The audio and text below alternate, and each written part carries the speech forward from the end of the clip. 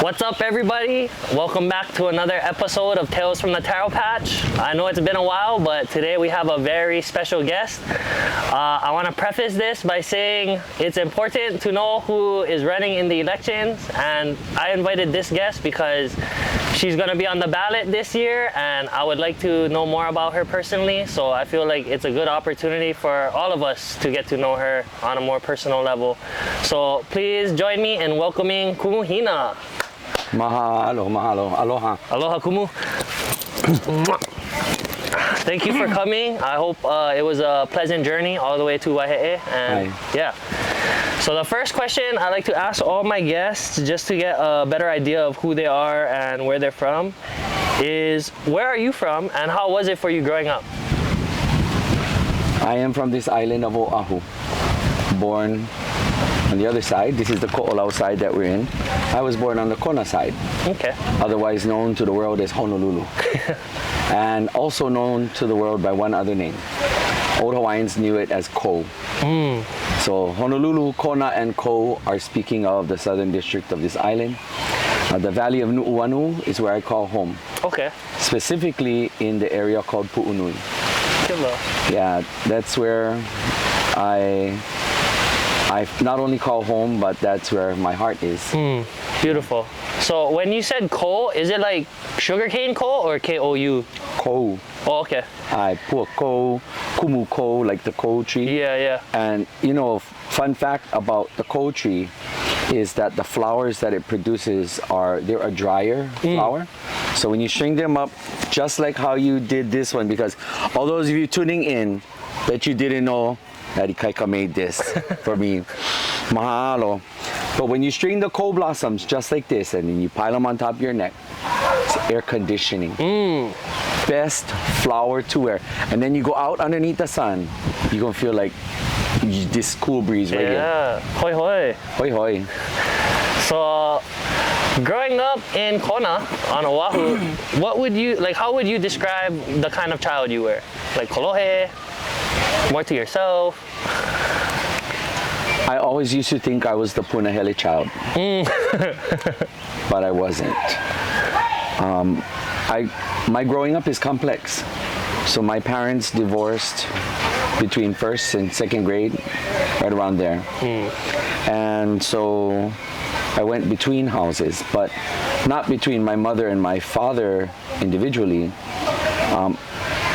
My father moved home with his mother, and of course my Chinese grandparents, my grandfather passed away when I was young.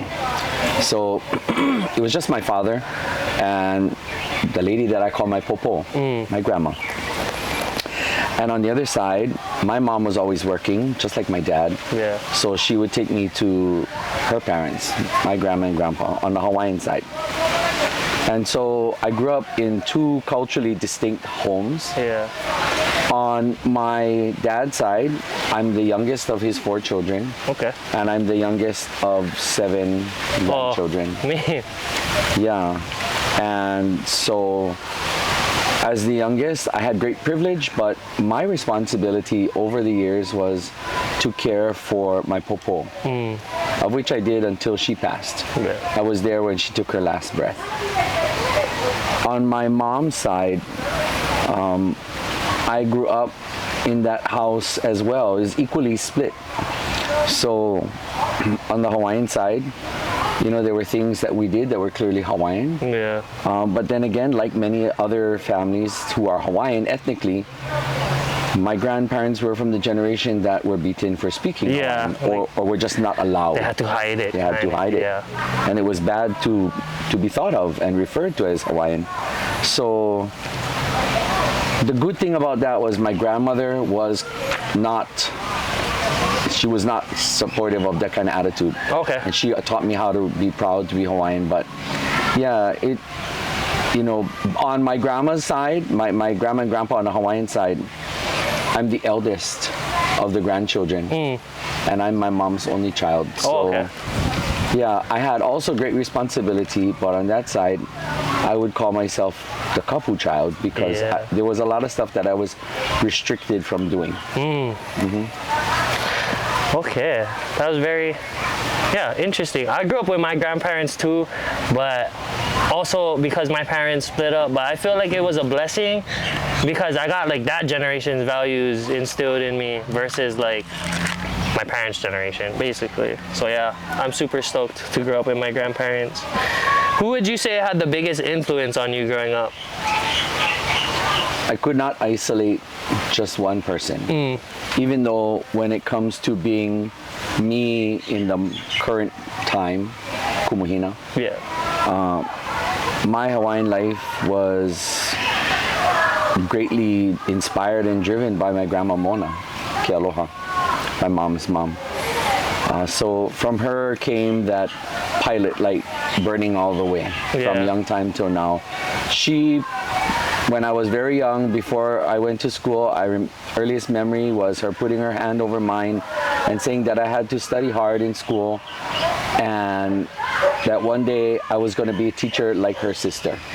So she put her olelo on top of me and that was pretty much it. Beautiful. Yeah. Yeah. What values and lessons from your ohana do you still live by today?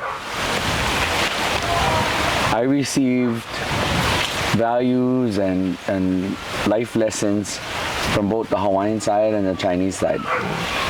And while some people would think that both were rather exclusive of one another and not necessarily actually like fusion kind of? Well, actually shared. Oh, okay. Both combined helped me to be the person that I am today. So from my grandma Mona and my grandpa John on the Hawaiian side. Grandma Mona taught me what it meant to be staunch, what it meant to be fierce, and what it meant to love on things Hawaiian, and how to insist on it, and how to stand up for it. And that if we as Kanaka didn't, then who would? And that's just kind of the nice explanation of it all. My grandmother was a tomboy when she was growing up, so you know, she was one of those kind of grandmas. She was tough. My grandfather John, he was a man of pule. Okay. And so everything was pule. Yeah. And when it came time to pule, you just don't mess around. Bruh. Yeah, like you don't. You just don't. And his life was dedicated to pule and helping others. On my dad's side, my Chinese grandfather, my gong, he gave me my Chinese name. And my Chinese name is Goi Gong.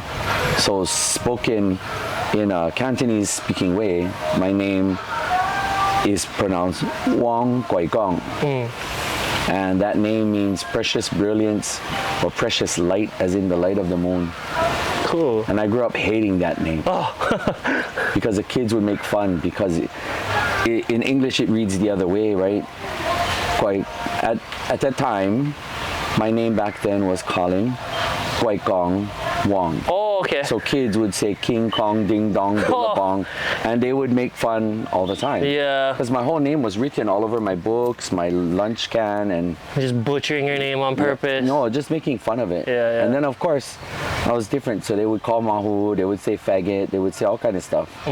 So it didn't help on top of the name. But my gong gave me probably the most powerful thing he could ever give. Greatest blessing. And then my popo, she was the kindest, most loving, most forgiving. Pure heart that you could find. You never heard her get angry. You never heard her say a coarse word for anyone. Yeah. See, in that, I don't take after that grandmother first. I take after the other grandmother who would have had everything to say about somebody, but it's balanced out by my other side, Popo, who taught me how to love above and beyond loving. Yeah. The unconditional love. Yes. Yeah, that's how my grandma was, and I miss her every single day. Yeah, me too. Yeah. So before most people knew you publicly, who was Hina? Who was Hina? Well, through school, it was calling. And then I came up to high school, and I remember hearing my friends. I was a freshman, and one friend was a junior, the other one was a senior, and they were speaking in Olelo in front of me. Oh, cool. Yes, and we were standing on the slopes of Kapalama at Kamehameha in front of Lili'u Kalani Hall. And I remember at that moment they said things that made me think this is what we should be speaking. So I put myself into Olelo Hawaii classes, much to the dismay and opposition of my family. Okay. Who asked me, why would I want to take that language? Why don't I want to take Japanese? Why don't I want to go take other things that are going to help me in my life? What is Hawaiian going to do for me? It's not going to do anything for me. Yeah. And so I didn't listen to any of them. Yeah, even then you couldn't tell me because I was raised to be very independent. And so, yes, I took Hawaiian, and that, that gave me opportunity to choose a name because my Chinese I gave Guaigong first. Okay. I didn't get a Hawaiian name. And so my name in Hawaiian language class was Ku'iokalani, just because I saw an older classman who I said, oh, cool, cool guy, cool name. I'm going to use his name. So I became Ku'iokalani. Hoi hoi. Yeah, Ku'iokalani in class. And then junior year, we had to do speech class. So I was doing the word of the day in Olelo, and I chose puni, meaning ho'opuni puni, the slang version of it. And after that commercial, I said, don't puni to me, and my classmates picked up on it. And it was my classmate, Dominic Marquez, former fireman, that made it stick. So he called me Puni, and everybody else started to call me Puni. Cool. But eventually, it became Hina. Yeah. Because Hina needed to attach me to my given name at birth, Guaigong. Precious light, as in the light of the moon. Oh, okay. So Hinalei Moana eventually came to be, and my mother's name is Moana. So like a lei, a child is like that lei. And so I am Hina, my mother Moana's child. Beautiful. So what do you do towards the people that don't respect your Hina identity and they just still call you like brother or uncle? Well, at age 54, I can only laugh because I'm someone who came through elementary school being called sissy, faggot, homo, queer, and all sorts of things, and worse yet, the word mahu. I thought the word mahu was something bad until I gained a command of our language from the perspective of people who are manaleo, people who are native speakers. And then I realized what had opened up in front of me, what the power that comes with learning our language. So when people don't accept Hina in the form that people will acknowledge, some people, not everybody. Many of the people who love on me and respect me will say her, they'll say she, they'll say sister or tita, they'll say auntie. And some of the youth that I mentored in school, they'll refer to me as ma. But for those who don't, I really have time for them. I choose not to make time for them. I choose not to allow them to live rent-free in the foyer of my mind. And I choose to not import their issues with me and somebody like me to dwell inside of me. It's of little to no consequence because I'm centered to being Kanaka as a part of my identity. Because in Kanaka worldview, identity is based on genealogy and land. Yeah. Mo'oku, auha, and aina, regardless of whether you are kane, wahine, or mahu. Yeah. It doesn't matter. Yeah. And to not understand that world is to really just be living on the fray, on the periphery. But if you center yourself, like what I do my best to do in being Kanaka, it tells me where my center is, and our pronoun is what? It's oia. Yeah. Oia is he, oia is she, oia is it. Yeah. So if this is my center and my reality, somebody else has not grasped it, does not want to, they're irrelevant to me anyway. Yeah. Yeah. They were never about trying to respect me. They were never about accepting the fact that in our culture, the spirit, the mind, and the heart of the person allows our fellow Hawaiians to easily say, hey, tita. Yeah, yeah. Even though everybody knows the reality, I will never ever try to convince somebody that I was born biological female. Yeah. I can live my life wahine aspiring, female aspiring, but it doesn't mean that I was born with that privilege to be the birth passage into this lifetime. Yeah. It doesn't mean that I'm going to bear children in that way. I will have other kuleana, but that's not my kulana. Yeah. And I don't need to be there. So if people who cannot, they're actually even more irrelevant to me. And I don't waste time with them. Yeah. I just carry on. And for those who actually, I might know them, they're acquaintances or longtime friends that don't see me very often, it's just irrelevant. Yeah, yeah. That makes sense. Yeah, because how and why should I allow you or anyone else and your opinion of me to break me down when I'm the one who determines who and what I allow in? Yeah, yeah. Yeah, so nobody gets into my heart and my spirit and my mind if you're not just having aloha for me as I present to you. Yeah. You know? Beautifully spoken. So when did you first realize that serving our community might also mean through serving through political office? I've always had opinions about certain things, and again, this was based on that pilot light that my grandmother lit when I was a child.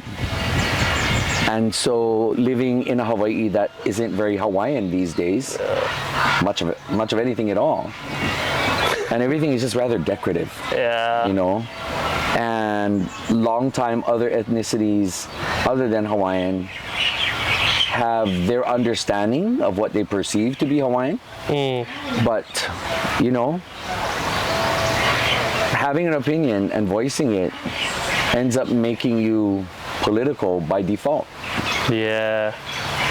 So what can I say? It's just been a natural progression over time where now, again, it's been 36 years since I graduated from high school. Whew. And over the last 36 years, I've just dedicated my time and any and all of the things that I do to showing up and voicing what I feel is a more appropriate context of how to see the world, how to engage with things, how to handle issues and topics based on Kanaka worldview and knowledge. So why did you choose OHA and why now? I'm finally at a place where I am not just confident in my own skin, but I am comfortable in that which I've allowed time to help develop and help refine. So my articulation of my thoughts, my ability to teach others, to learn and to see, what I hear, it is at a point where I'm confident that sitting at a table like the Office of Hawaiian Affairs, that's a table that would benefit from what I can bring.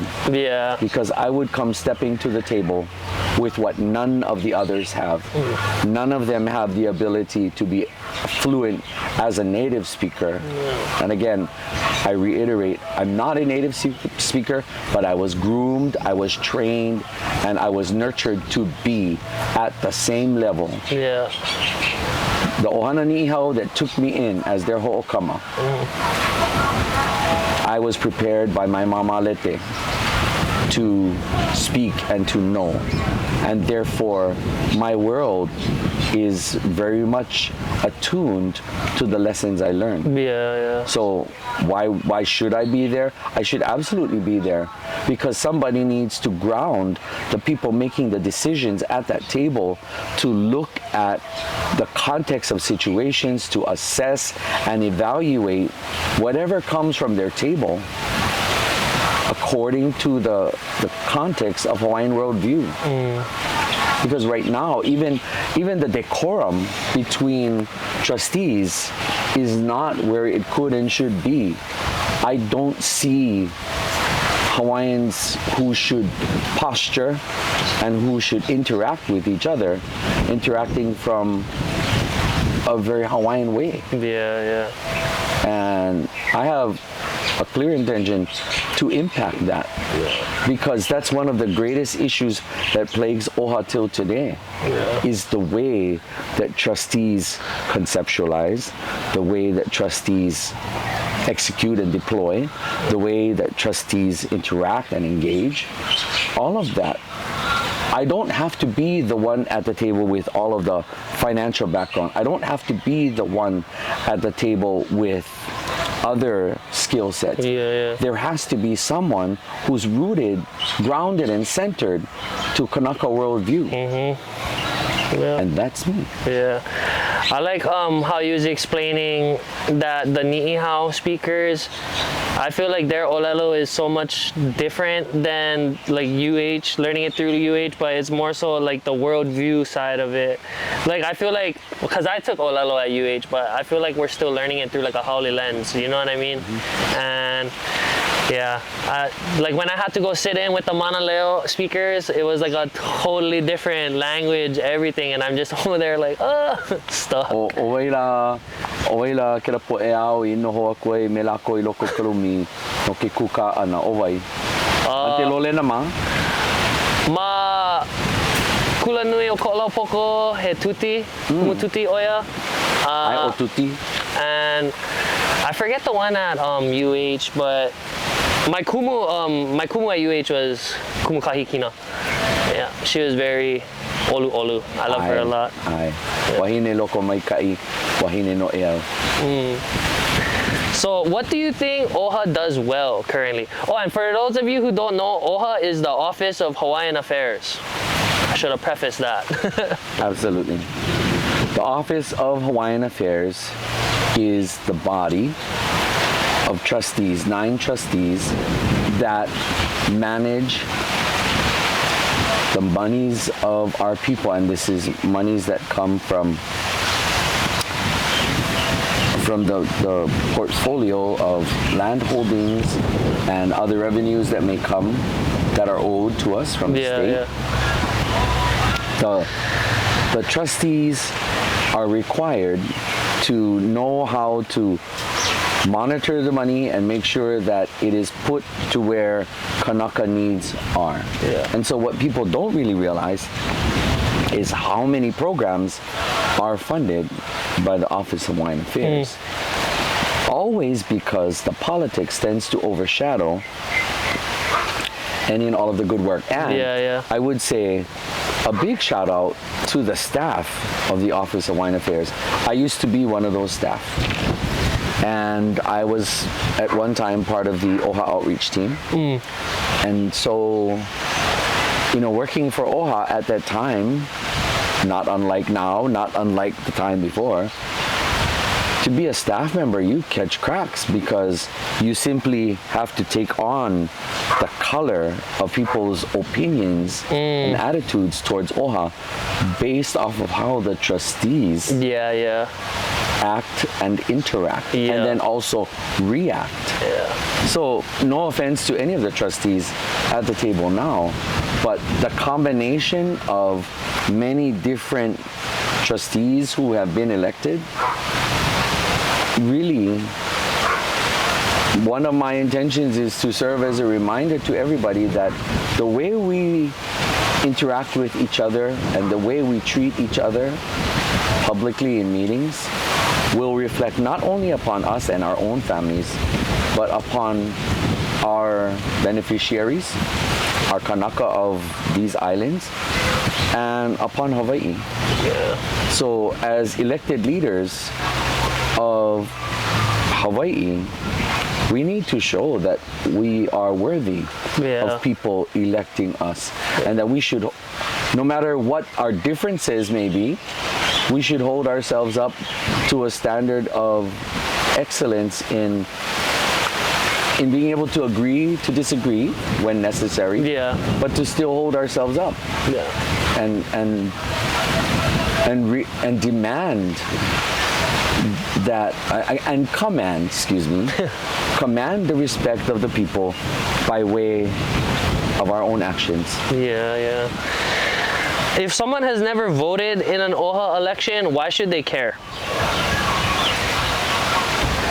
It seems that in our community, we have a wide range of sentiments about voting for OHA. Some people will say, oh no, that's OHA, it's a Hawaiian thing, let the Hawaiians vote, I don't want a part of it.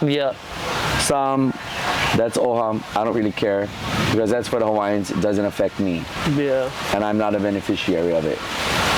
And some will say, I'm not Hawaiian, but I don't feel it's right, because under an American context, this should be all about everybody, equal access to everybody.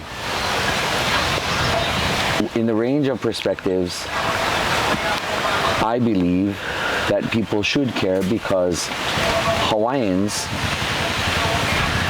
that have people who are confident leaders at a political leadership table can not only become some of the strongest advocates for things to impact Hawaiians, Kanaka within Hawaii, but all of Hawaii. A healthy Hawaii by and for Kanaka is a healthy Hawaii for all the other Kama'aina and Malihini Haole as well.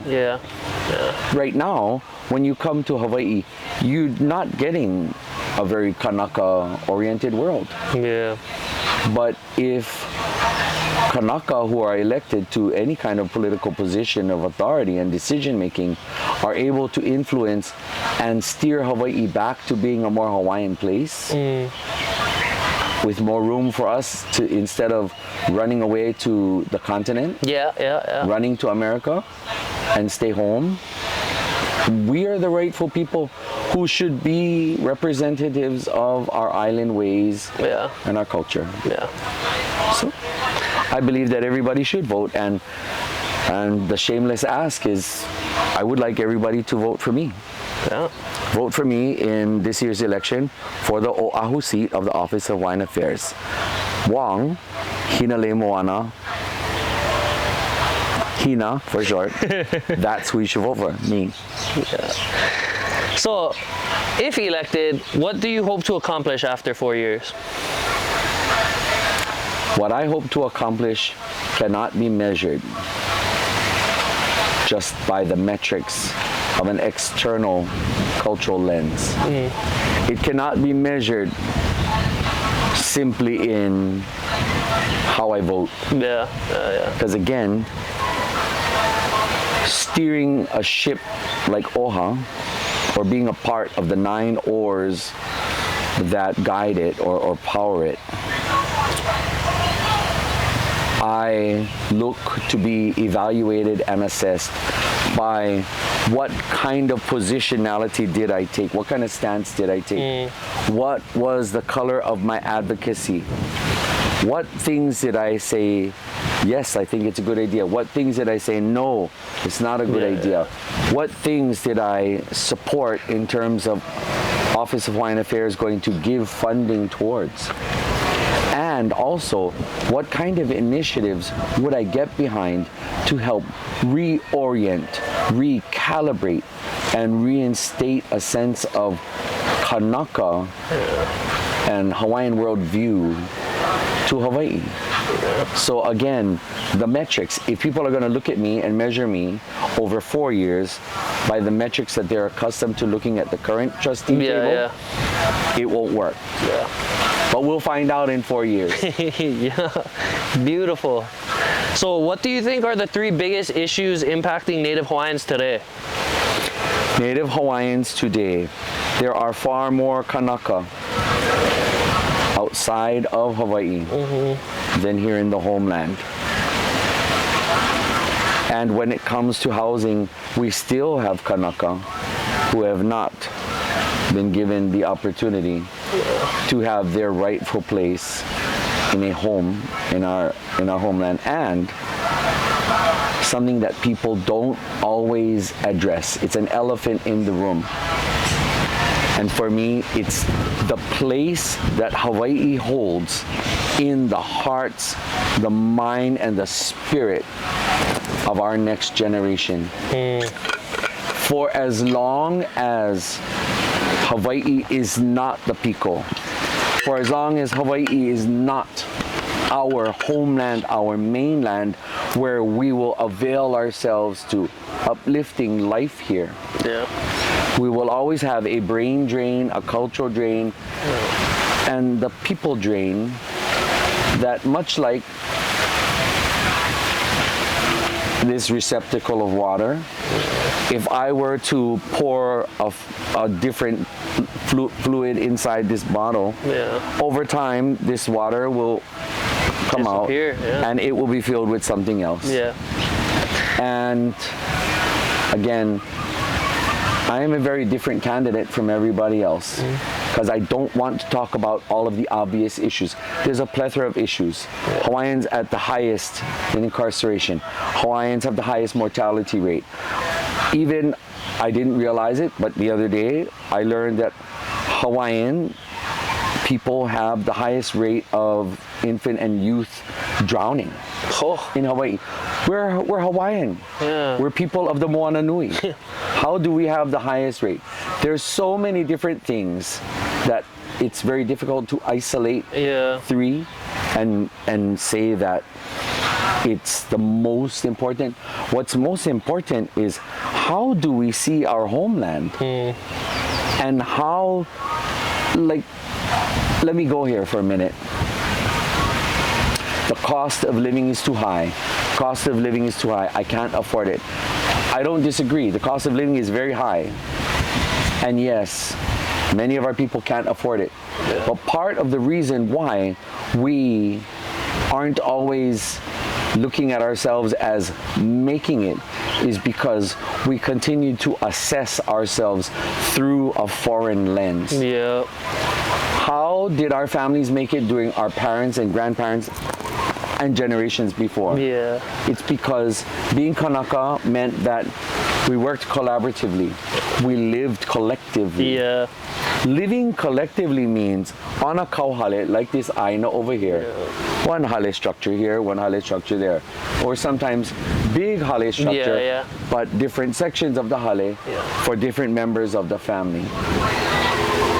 What we have now is a system based completely on an individualist lifestyle and ideology that's been taught to our next generations, that if we're not able to live in that way, if we can't have a single family home, and if we can't afford it, and even that, to qualify for the amount of money that costs for a single family home, how could we even think of living collectively when that's not even the way of our people? There is no other option. And I intend to continue being someone that will remind everybody we can make it. When I look at so many other ethnicities that survive here in Hawaii, they make it. They struggle. But the reason why they can live in Hawaii and still look at their life in Hawaii as being in America, and therefore they can make money here and they send money to wherever they come from. I'm around many other Pacific Islanders that do just that. And yes, it's expensive, but you don't ever hear them say it's so expensive that they can't make it. Yeah. It's because they live based on a collective. We Kanaka aren't even existing internally based on our own culture of the collective. It's all about individualism. Who's teaching that? I will. Super westernized nowadays, huh? Yeah. So what role should OHA play in helping young Hawaiians who are struggling to remain here? OHA needs to sit down and take a deep look at what kinds of initiatives on all different levels, from the social level, social types of programmings, the kinds of programs that will receive funding, but also how can we partner with possible public and private other sectors to reorient the narratives that teach our young people. And I'm not just talking about ethnic Hawaiians. I'm talking about Kama'aina residents as well. Locals, because they too have become a part of the fabric of our community. Now, when the ethnic Kanaka leave, but you have the other ones still left, they may not necessarily know our culture from how we should rightfully know it, but they know what they know, and then they become the ones to replace us. Now, if our Hawaiians are willing to accept this, then okay, but I'm not one of them. No offense to everybody else, but excuse me, I'm Kanaka. I should be the rightful one to represent for my people, our people. So every time somebody sees me out there in the community, it's because there aren't 10, 20, 30, 40 more of me to do whatever that kuleana was. Crazy.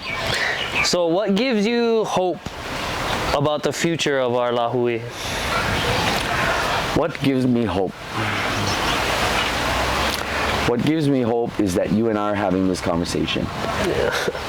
And that it will go out to a group of people that I likely may not have audience with. This gives me hope because you asked me to be here. One by one, Kanaka to other Kama'aina, to whomever will hear it, whomever will receive it. I hope that this podcast is not going to be the only one that I get invited to. I hope to be invited to others' podcasts to talk about anything else that people wanted to talk about. I want to engage people who don't know my face and my name. So this right here gives me hope. Perfect. So going back to what you said a little earlier about, I guess like Malahini learning our ways, and then when we end up leaving, they're like the only ones that can carry it on. It's kind of funny because like every time me and my family will like put out a kahea for kokua, the most help we get is from like transplants or haoles that just moved here and they want to learn. And then like all my local friends or Hawaiian friends, they're like nowhere to be found when this kind of stuff happens. So it's just very yeah, I see what you mean. Do you know why? I have my guesses, but I don't want to make that the reason. But I just feel like one, we're forced in a system to where if we don't work, we're kind of screwed basically, and two, our cultural practices in a sense, like some people can make a living doing their cultural practices, but I don't think everybody can. And I feel like that's where modern Hawaiians kind of shy away from it, because their whole manaʻo now is like they gotta make money, you know what I mean? And if it's not making them money, then it's not important. But I don't know, I feel like that kind of thinking can be destructive in a sense, because yeah, like we're forgetting our cultural practices. And I'm not trying to talk down on the haoles that actually come and help, because I appreciate it a lot, but it's just kind of like, okay, so when it's your turn to teach this, are you gonna teach it the same way I taught it to you and like the reasons why, or is it just gonna be like a gentrification of a cultural practice, you know what I mean? Yes, you're very right about that, and that's something that will never be within our complete control. But imagine if there were 10 more of you and 10 more of me. 20, 30. This is why it is imperative for our own Kanaka to stop and think. However, what gives me patience and what allows me to be forgiving is the fact that the system that we grew up in did not serve us in the way that is conducive to procuring Kanaka, Kama'aina, and even Malihini Haole, who just get transplanted here.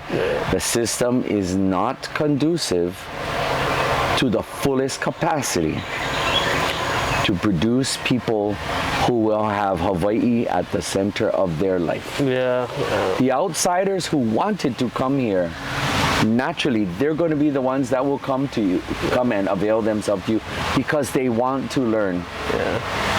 What were we taught in school? Answer this question for me if you would. What were we taught? I don't know about you, but I remember being told, you better study hard, get good grades, so that when you go, you can go to college and hopefully you be smart enough to get into a quote unquote mainland college so that you could get a better education, get off this rock and get a better life. When that narrative comes to an end because people finally realize that that is one of the most insidious and destructive types of programming and grooming and conditioning of somebody's, not only their mind, but their spirit and their heart, so much so that they don't ever want to be of the land. They don't want to be that person who is engaging in something on the land because it will equate to failure according to what was espoused by our generation before. That's why when I told you earlier that I disregarded what my parents' generation said. They were not supportive. My father was not supportive of me learning Hawaiian stuff. My mother was not supportive of me learning Hawaiian stuff. They said, oh yeah, good. But when I was in school, they were like, why are you taking that? Almost like, what's it gonna do for you? Clearly my parents, they came and they ended up supporting by default because I chose to do it anyway. But they weren't trying to get behind me. They tried to steer me every other way. I used to be told, how come you don't go take business? How come you don't go take, a Japanese language or go learn Mandarin Chinese? Why would I want to learn Mandarin? Cantonese is the language of kupuna. Of my kupuna. So again, the mentality that we raise our next of generations with, I will be one of the ones until my last dying day to challenge what our people teach our next generations, because I dare say that we have all been poisoned by the residual mentality imposed upon us by the people that politically took over Hawaii and subjugated us to every last thing towards becoming American, of which our people by and large have become. It was funny being at FestPac in 2024 and realizing how disconnected the Hawaiians are from their culture versus like all the other Polynesians. I was just like, dang, we are American. Pause. You said something. Forgive me. But I want to know if you caught it.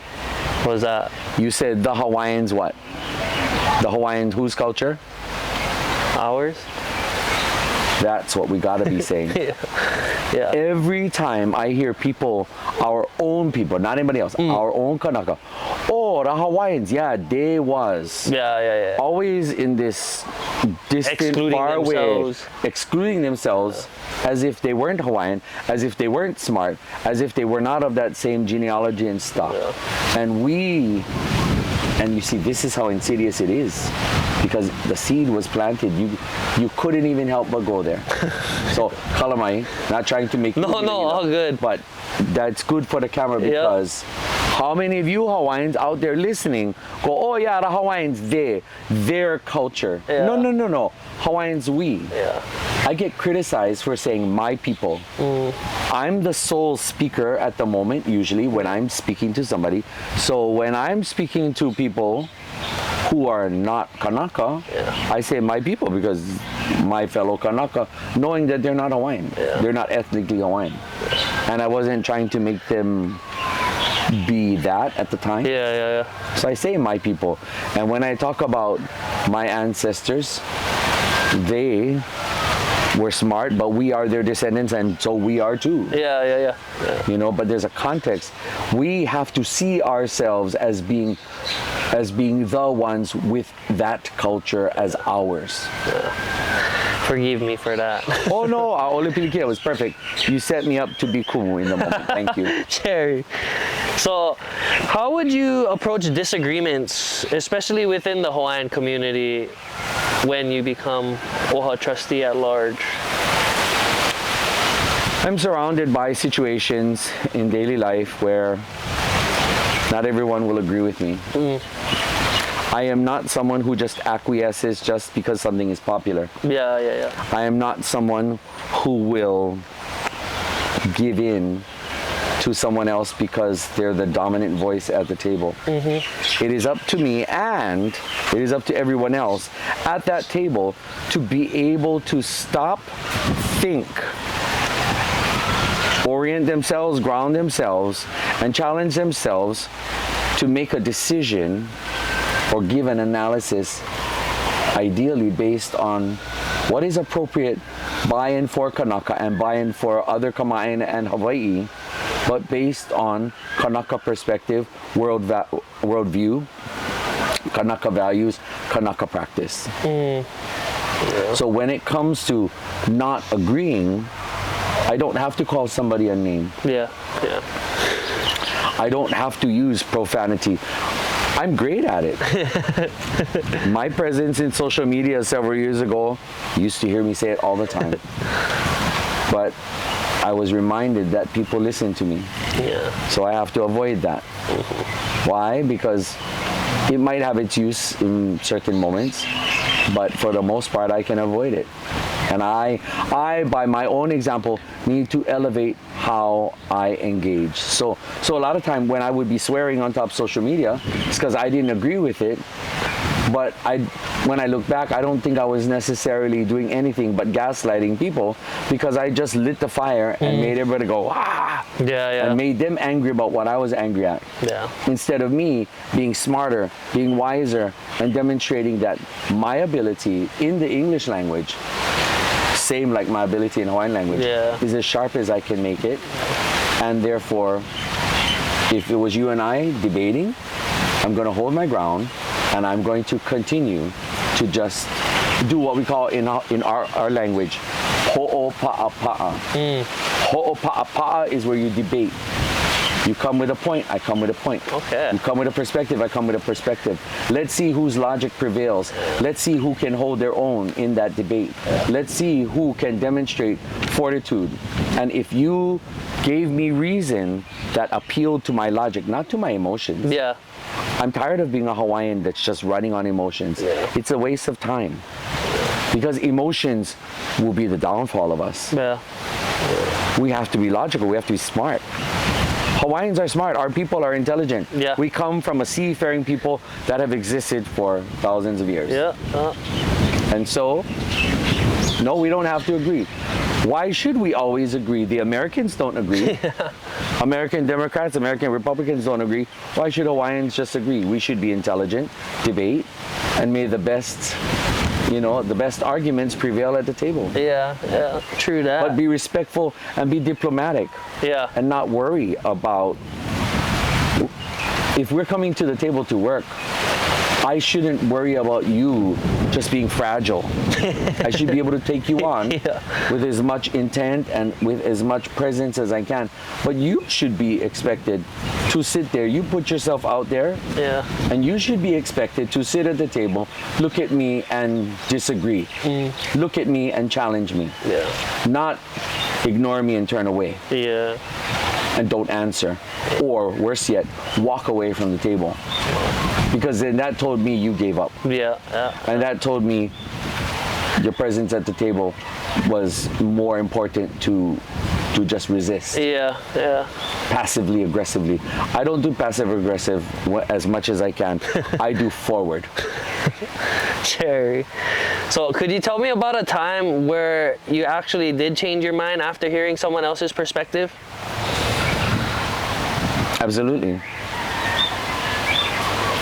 At one time, I shared the opinion that absolutely no discussion. Now this is a loaded thing, watch.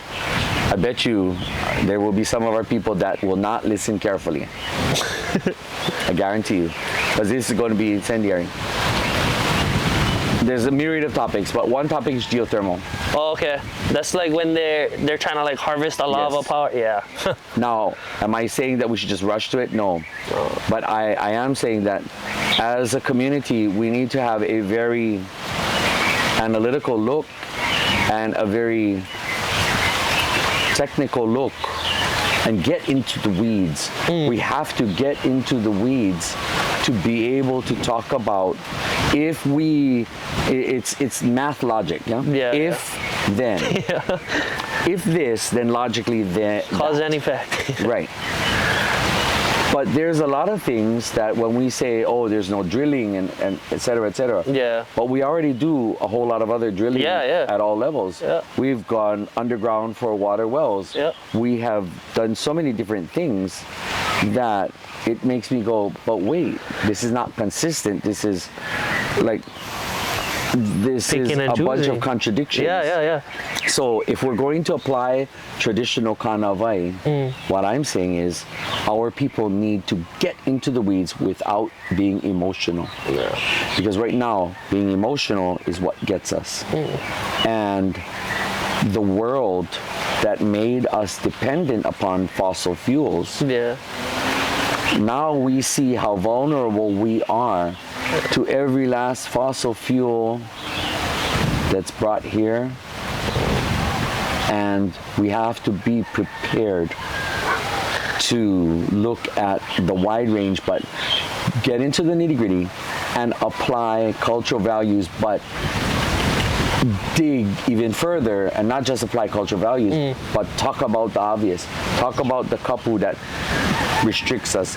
Talk about, okay, is this completely applicable? This far wide? How and when is it not? And if this is the case here, then how come this is allowed? Or in the case of geothermal on Hawaii Island, there's a geothermal plant that's been there for how many years? But we don't see it in the news. They don't come on TV for being attacked. They're just there. And I wonder, how is it and why is it that that's let to go or just exist and run? But if a Hawaiian tries to get in on it, it's attacked. And again, I'm not trying to say that I just want it to go through. I want us to have intellectual discussions about why is there this inequity? You know? It doesn't make sense to me. So what was the geothermal that you were against it before? I was totally against just even having a conversation. Oh, okay. Now I think that we need to be wise because we're faced with issues that whether we want it or not, the outside world has already taken us there. And if Hawaii is not completely prepared to be self-sufficient, including producing our own food, we saw what happened to the world during COVID. And if Hawaii is going to continue to rely on the rest of the world for everything from fuel to toilet paper, you name it. So what does this mean for our people? And why are we not able to have in the weeds technical, intelligent discussions about it and agree to disagree, but really get down to the nitty-gritty? Hawaii should provide for its own. Our kupuna did. Our kupuna did. We were completely self-sufficient. We did not need the world. Literally, With a population of 800,000 to 1 million people. I believe it was more. Well, the management of cultivation and the amount of cultivation at the time of contact. Once there was a greater analysis and this is Professor David Stannard, the late Dr. Haunani K. Trask's life partner. He did an analysis, and she taught it to us in school, that the earlier estimates of population, in a census, showed lower than what actually was. Yeah. If you based off food production. Yeah. Why would Hawaiians be needing to produce the amount of food if there weren't that many people to provide for? Yeah. That's cool. So what does good leadership look like to you? And more so in like the OHA setting. Good leadership. You begin and end with pule, led by somebody at the table. You be conscious about the fact that Kanaka have their place on the land based on this olelo no iau. He ali'i ka aina he kaua ke Kanaka. And so yes, we must be absolutely conscious of what we do, what we endorse. But that's why we need those discussions, as I was mentioning. And what we do and what we don't do has to be consistent across the board, not just apply certain things. Yeah, pick and choose. Pick and choose. Yeah. But that and everything else about being at the board table, we have to be leaders that understand that discourse is par for the course. We call it ho'opa'apa'a. There is a way to disagree at the table. Yeah. This is what we call mihi. If I don't agree with you, I tell you, hui kalamai e ikaika. O ia noho I ko manaʻo no kena. Ko manaʻo no paha keia. Nā mai paha oe. A helu aku au. But I mihi to you. Forgive me. I disagree. Yeah. I would like you to look at this. Yeah. I would like you to consider this. Decorum, diplomacy, and statesmanship, and knowing how to conduct themselves at the table is key. Yeah. Now, for the purpose of learning, I'm going to go there to draw an example. Do I have your permission? Of course. Any one of us can sit at the table and go, you know what, fuck you guys, and this, you full of shit, blah, blah, blah. We can do that. Yeah. Anybody can. We see by American political leadership at the very top that it's okay to be disparaging in this way. Yeah. But yet, can I be like that? Can Kumu Hina be like that? Can you or anybody else be like that? Of course. But this is where we elevate ourselves because we desire our people to honor and respect the fact that whether you and I agree or not, my advocacy for our people includes you on that list of Hawaiians. Yeah. And my aloha for all these Hawaiians has to be the same as my aloha for you, even if we don't agree. Yeah. So I'm clear about being at a table of leadership. We don't have to agree. We shouldn't have to agree. Yeah. Americans don't agree. People around the world don't agree. Yeah. But we have to be sharp. We have to have mental alacrity. We have to be able to have a level of agility mentally to get into the weeds, but know how to pick ourselves up and not just drown in the mire of emotion. Emotions will get us. Yeah, emotions definitely have caused me to make dumb decisions in the past. You wouldn't have to tell me that. I've done some crazy things because of my emotions. So how would you make difficult decisions, or like what would your process be of making a difficult decision when there's no obvious right answer? When one is forced to make a decision and you're damned if you do and damned if you don't, one should have an explanation and a logic saying exactly why. Would you like to hear my own life example right now? Yeah.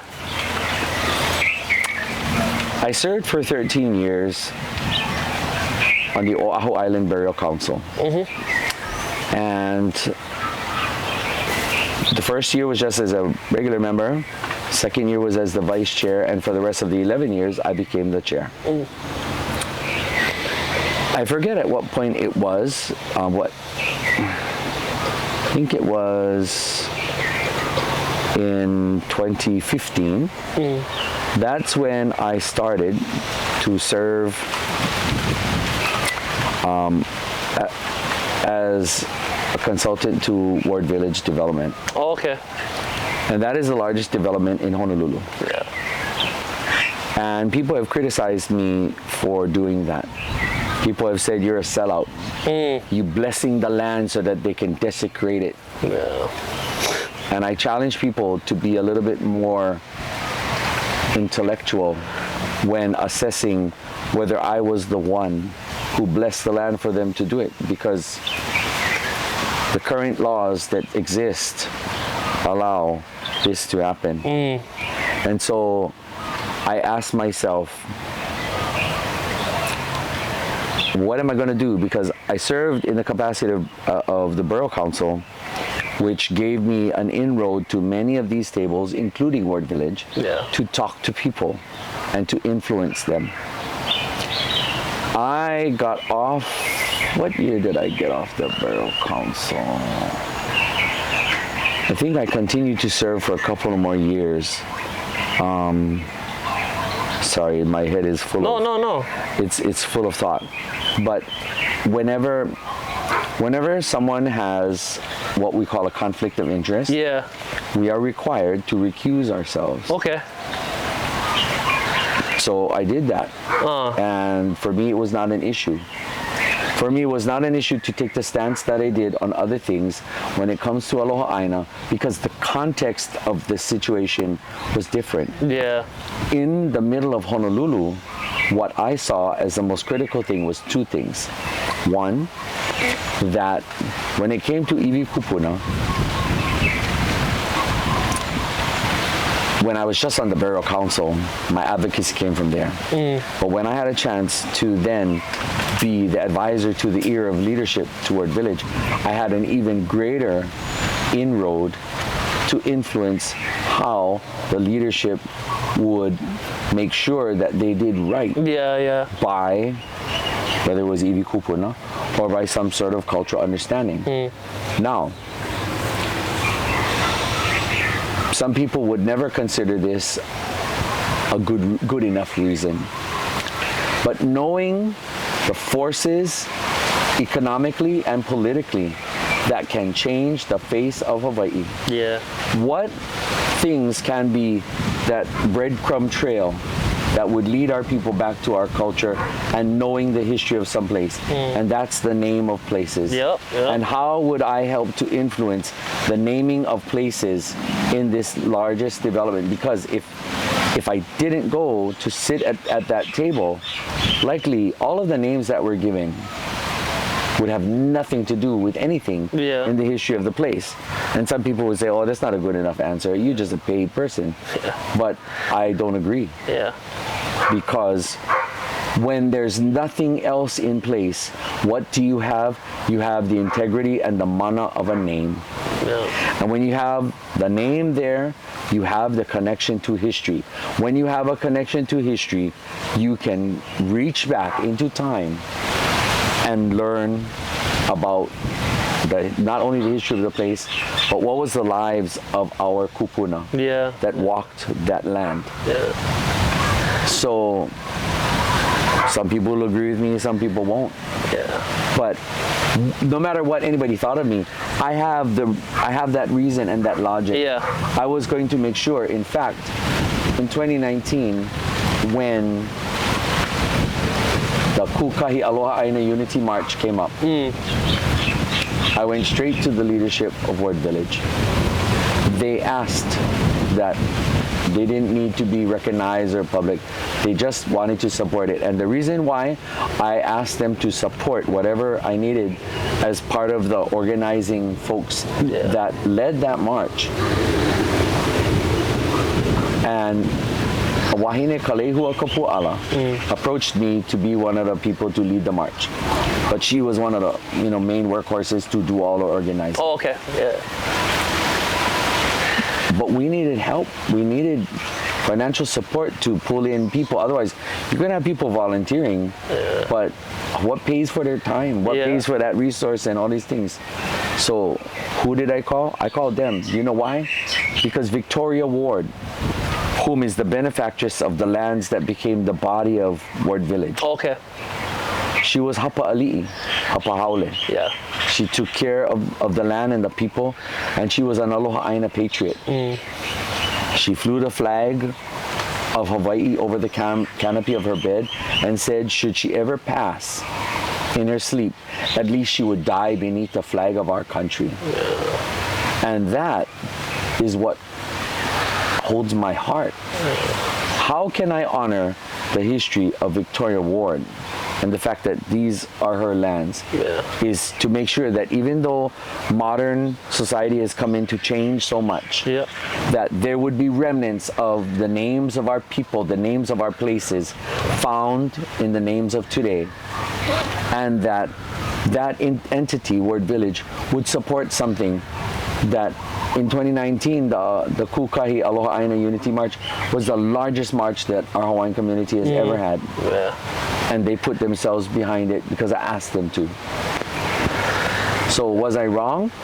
Some people will still say yes, but I go to sleep at night without worrying about my kupuna gonna come for visitation, because I put myself someplace where I could hopefully, if I wasn't in political control, if I wasn't in a decision-making position, I was going to be in the ear and therefore in the head of people who make decisions so that they could help us.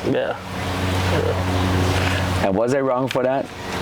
Well, I told everybody my intention just now. I don't think so. But I definitely, I feel like anything you do, our people, there's gonna be haters. Like the most hate I get is from other Hawaiians and locals, and I'm just like, tell about you? I mean, they probably just see a Japanese-looking kid knowing more about our culture than they do, so they get all insecure and they try to tell me I'm wrong. You know what? Kumu Hina, growing up, you asked me about my growing up, right? On the Chinese side, they always looked at me as the Hawaiian. On the Hawaiian side, they always looked at me as the Pake. And I was never that one on its own side. And I was always in the middle. And then add Mahu to the mix. So never one or the other in the middle. Never mind what people say.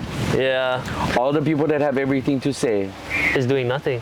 Really have achieved not much of anything. Literally, before it used to get to me like, I used to be in the comments battling everybody, but now I'm just like, walk a day in my shoes, ba, and then try and tell me the same thing.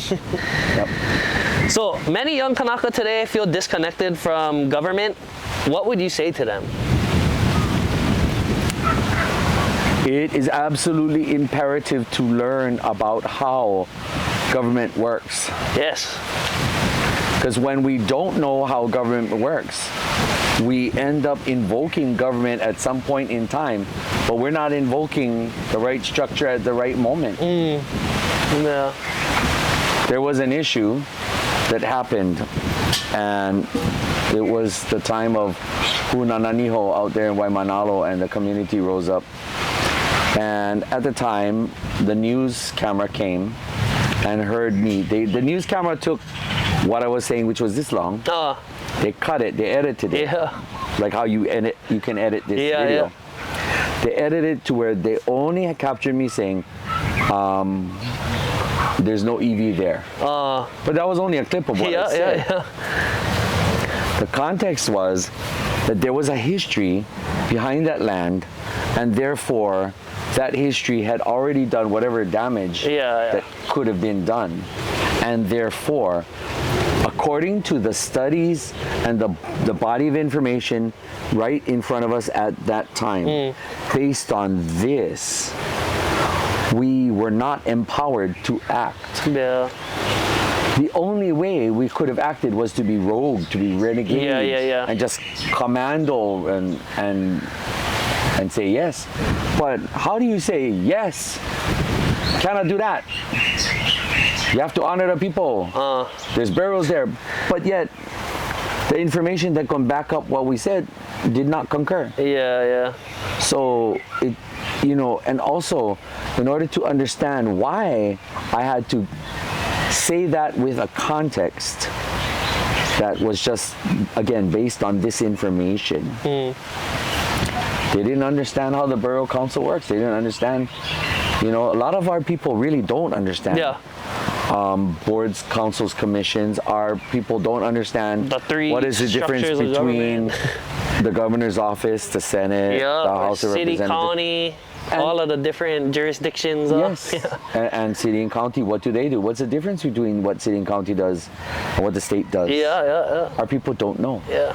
What is the difference between, when it comes to American politics, American bipartisan politics? Yeah.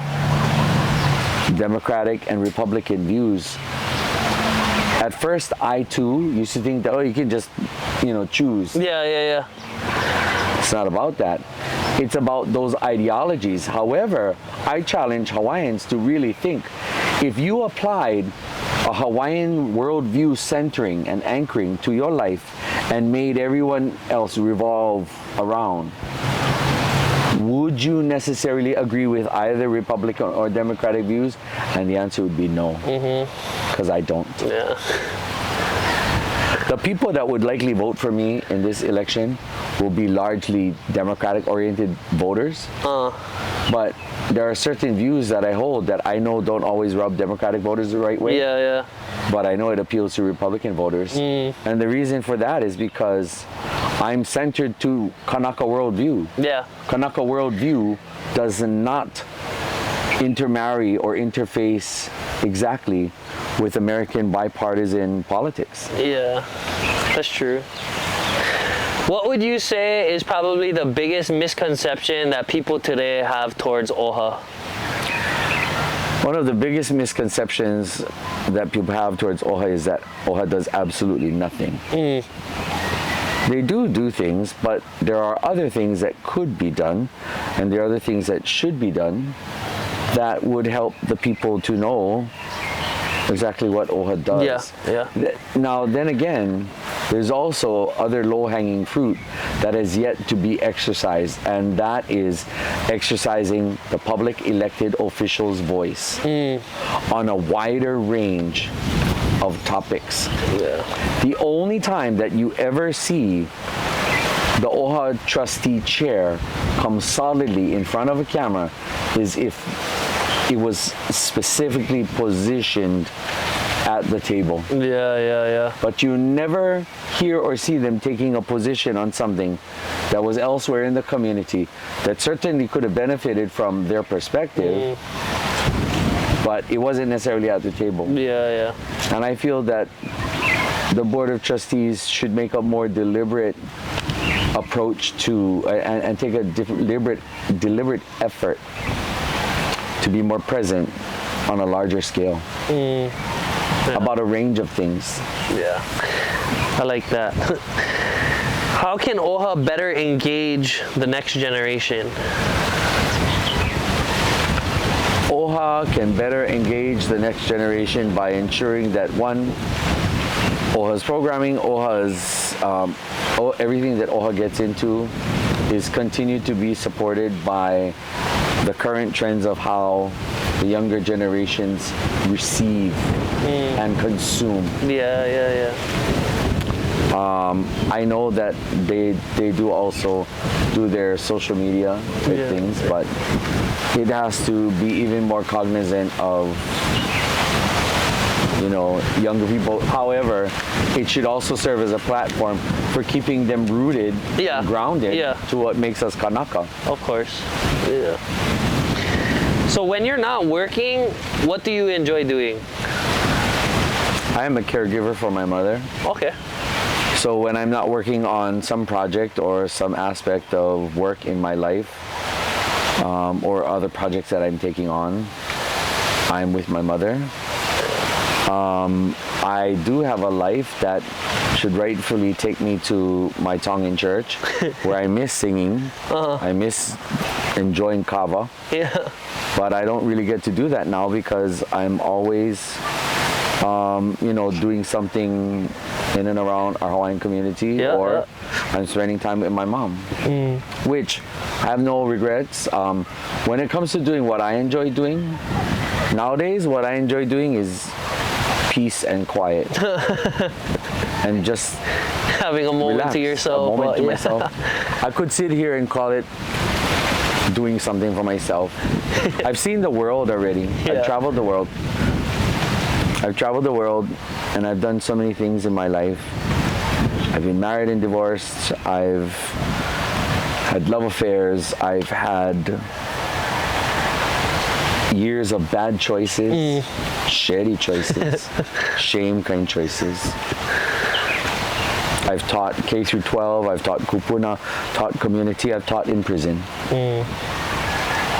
I did a lot. Yeah. I've seen a lot. I've been held at gunpoint. Oh. That's nuts. Like down here? Oh. And they took my car. What the heck? Well, because I was on the cruise, you know, like. Oh. And the guy rode me. You know, and that's all because I figured, well, he was somebody who was cool, said he wanted to hang out. Okay, let's go hang out. And in the middle of spending time, put a gun on me and said, I'm taking your car. Oh, that's critical. And my worst yet, I had to go face my father after that. Oh, bruh.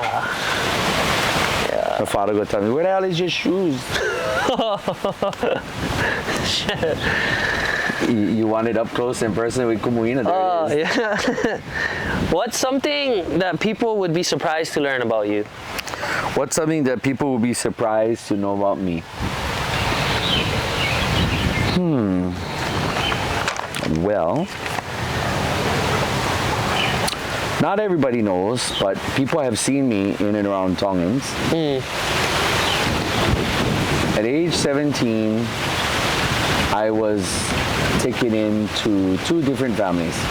One, a Ni'ihau family, the other, a Tongan family. Okay.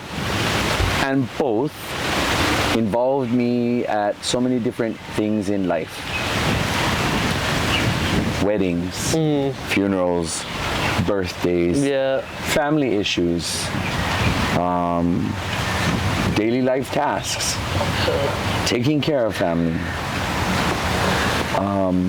traveling, you know, to be with them. Yeah. So when I wasn't with my biological family, I might have been going to Kauai to go and stay with my Ni'ihau family, which is how I ended up being able to go to Ni'ihau. I've been there several times now.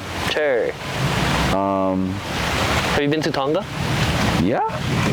I can go stay in Tonga by myself. Oh, okay. Yeah. I can live in Tonga by myself and not worry. I can communicate. I can't say I'm completely fluent, but I am very well aware. I'm well versed in the language, and therefore it would be no problem. Yeah. I grew up with a Tongan family up the road.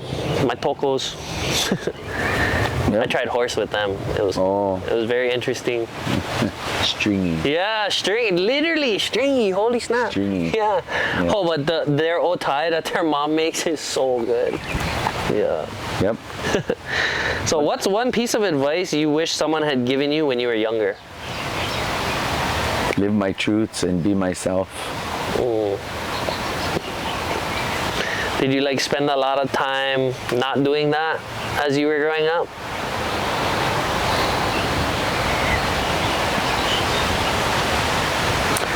Some of the shittiest decisions I've ever made in my life was because I didn't accept myself. Oh, I see. I didn't accept myself because I thought other people would not accept me. Yeah. And by the time I got older to start to accept myself, it took me to get rather old before I accepted myself to the level where I didn't have to give a damn about what somebody said about me, what somebody said to me, any and all of this kind of stuff. There's people that that will love on you in life, and there's people that will hate on you. Yeah. Yeah. And the people that hate on you, well, just pray for them. Yeah, pull it for the hands. Ola, ola. And you carry on over there. Yeah. Because you know why? They're the ones that are bitter to you. Yep. Why do I have to turn the reality of somebody being bitter to me, for me then to take on the bitterness? Yeah. And fill myself with the bitterness so I can be bitter at them? Yeah. I don't have to be bitter at them. Yeah. They just... let them be bitter. They just... You know, like how on your phone, you only go like this, and you go to your photo, and you tap over here. You see this clean up? Oh, yeah. Right? Clean up. When you tap clean up, you can just go like this and make somebody disappear. Yeah. You know what? I can do the same thing. Yeah. In my mind. Yeah. And in my heart and spirit. You. Bye-bye. So in one sentence, why should someone trust you to represent them in OHA?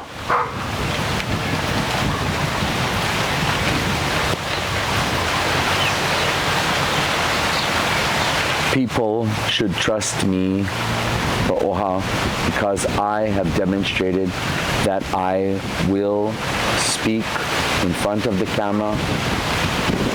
I will speak on camera. I will speak my mind. I am known notoriously for speaking my mind.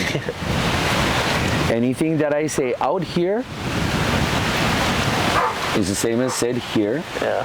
So anything said here, I can say out there. Yeah. I just choose not to say, oh, what here, is because people are too fragile for me to say it out here and for them to receive it without going to their emotions. Yeah. If I felt that people could receive everything that I really wanted to say, they'd fall apart. You know. Yeah. But again, I don't have a problem. Yeah. This is why they should trust me.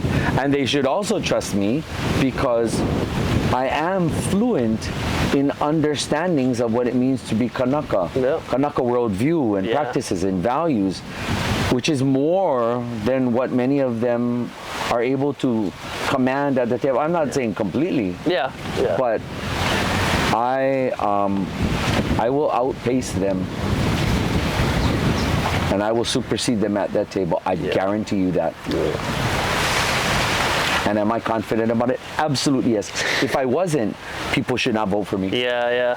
If I wasn't going to be it and all about it, don't vote for me. Yeah. I don't like you, vote for me. Yeah. Don't vote for me because, oh, I'm popular. Vote for me because you can trust me that, like I've done for 36 years, my reputation of telling people straight, I will tell you straight. Yeah. And you can do what you say. I will do it. Yeah. And if I choose to go the other way, or if I choose to disagree, I'm going to tell you why. Yeah. I'm not going to sit there and ignore you, and I'm not going to sit there and just decide, walk away. Yeah. That's very, I feel like not a lot of people give their reasons of like why they don't. I'll go tell you why. Yeah. And if I did something, I will tell you, yes, I did it. You want to know why? And I'll tell it to their face. Yeah. That's good. I don't know why Hawaiians can handle that. So one thing I like to ask all of my guests as like a closer up is, what does aloha mean to you? Because I feel like everyone has their own little definitions of it. Aloha conveys the essence of what grounds us, what lifts us up, what drives us, what heals us, what shields us, and what sharpens us. Aloha is a lot. Aloha is diplomacy. Sometimes aloha is telling it straight. Yeah. Aloha allows you to look beyond the fragilities and frailties of Kanaka on the earth. Aloha allows you to build bridges where they either never existed or whether or was burned down. Aloha tells me that no matter how much I've been hurt or troubled by something, there's a path if both sides are willing. Yeah. Aloha is what we should allow ourselves to be governed by. Yeah. In its myriad of forms, not just what the Hollywood Malihini version of what foreigners think aloha is. It's not just hello and goodbye and love. It's not just about that. Those are shallow interpretations. Yeah. I feel like, I mean, obviously the definition of aloha isn't hello and goodbye, but I just feel like Hawaiians would always greet each other and farewell each other with love, you know? Yeah. Well, it also conveys respect. Yeah. Well, that was a very pleasant conversation to have for me, Kumu. I feel like I got to peel back a bunch of layers of you and get down to the nitty-gritty stuff, and I appreciate your time and your manaʻo, importantly, and mahalo. Yeah, just mahalo for the journey out here and mahalo. Coming to talk story with little Ori Kaika. Mahalo. And yeah, thank you. I appreciate you. Mahalo ya'oi for having me. Mahalo. Yes, sir.